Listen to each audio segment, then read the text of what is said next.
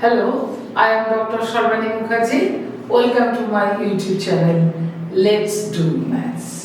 আমরা করছি নবম শ্রেণী পাটিগণিত। বসে দেখি 10.1 লাভ ক্ষতি। আজ করব সমস্যা নাম্বার 10।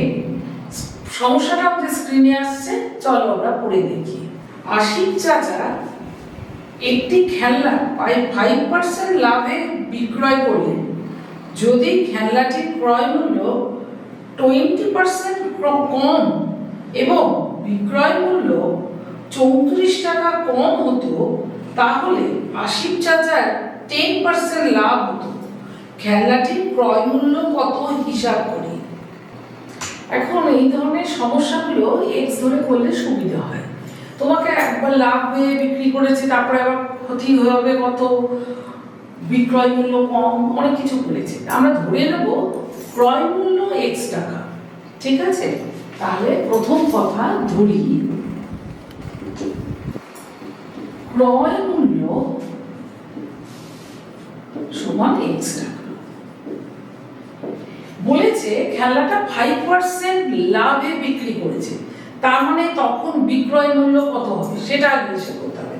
তাহলে 5% লাভে বিক্রয় মূল্য হবে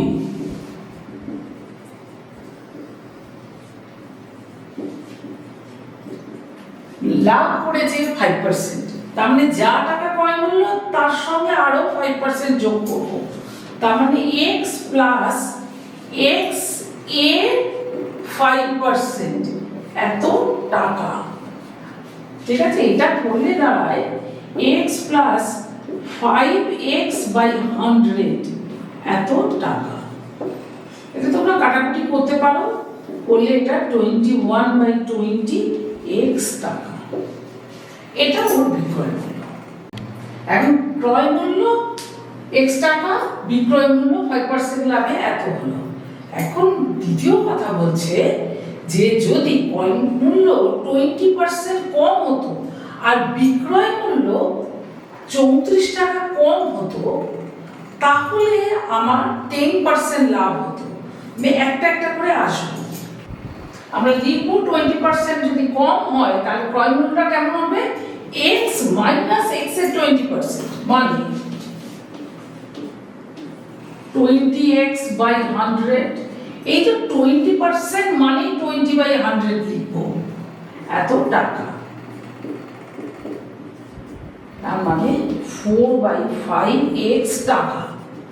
ঠিক আছে, ওদিকে বলেছে বিক্রয় মূল্য আগের বিক্রয় মূল্যের থেকে 34 টাকা কম হবে। আর এই মতো অবস্থায় বলছে যে বিক্রয় মূল্যের উপর যে বিক্রয় মূল্যটা হবে সেটা ক্রয় মূল্যের উপরে 10% লাভ দিচ্ছে আবার, তাহলে বিক্রয় মূল্য কত হবে। তাহলে ক্রয় মূল্য এখন দাঁড়াচ্ছে দ্বিতীয় ক্ষেত্রে এত টাকা, 4/5x টাকা। এর আবার 10% লাভ, মানে বিক্রয় মূল্যটা দাঁড়াচ্ছে ক্রয় মূল্য প্লাস ক্রয় মূল্যের উপর 10%, তার মানে বিক্রয় মূল্যটা আমার এরকম দাঁড়াবে। এটাকে আমি খুব কায়দা করে কমন নিয়ে নিতে পারি এই জিনিসটাকে। তাহলে এটা আসে 1 প্লাস এত এর 10% মানে 10/100 এত টাকা। তার মানে এটা কেটে যাচ্ছে এবং তোমরা এটা লিখতে পারো, এটা হচ্ছে 4x/5 ইন্টু 11/10 এত টাকা।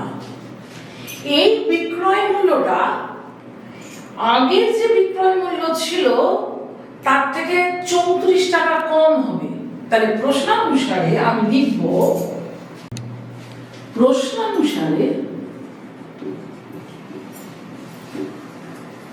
প্রশ্নানুযায়ীও লিখতে পারি।